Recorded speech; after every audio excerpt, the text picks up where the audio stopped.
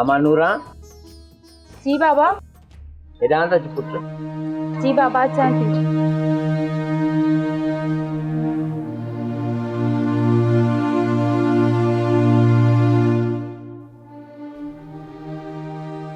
ये नूरा तोखां हिकिड़ी ॻाल्हि पुछणी आहे। हुकुम कयो बाबा। तुंहिंजी माउ जे जीअरी हुजे हा त इहो सभु कुझु मूंखे तोखां न पुछणो पवे हा। बाबा अव्हां त अञा मूंखे कुझु चयो ई कोन्हे। धीअ,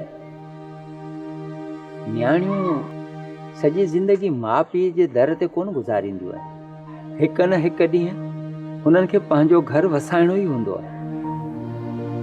जवान न्याणीअ जो ॿार ॻरो हूंदो आहे ऐं इहो हिकु ख़ुदाई फ़र्ज़ु आहे। शादीअ खां अॻु न्याणी जी मर्ज़ी मालूम करणु इहो हिकिड़ो फ़र्ज़ु आहे। तुंहिंजी छा मर्ज़ी आहे? बाबा मां छा चवां, तूं वॾो आहीं। हा बाबा, आउं वॾो आहियां। तुंहिंजी शादी जी ज़िम्मेवारी मुंहिंजो फ़र्ज़ु आहे। पर बाबा तुंहिंजी शादी जो फ़ैसिलो तुंहिंजी मर्ज़ी खां बग़ैर आउं नथो करे सघां।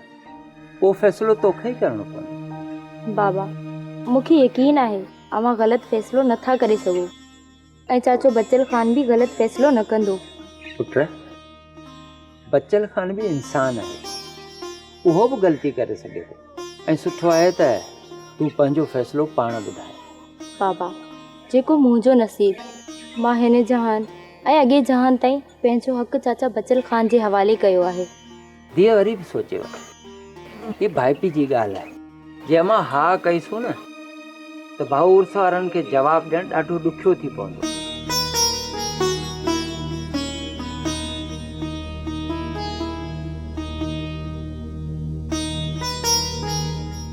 सब्सक्राइब कयो असांजो official YouTube channel Singh TV HD drama ऐं वधीक अपडेट लाइ बेल आइकन खे क्लिक करियो।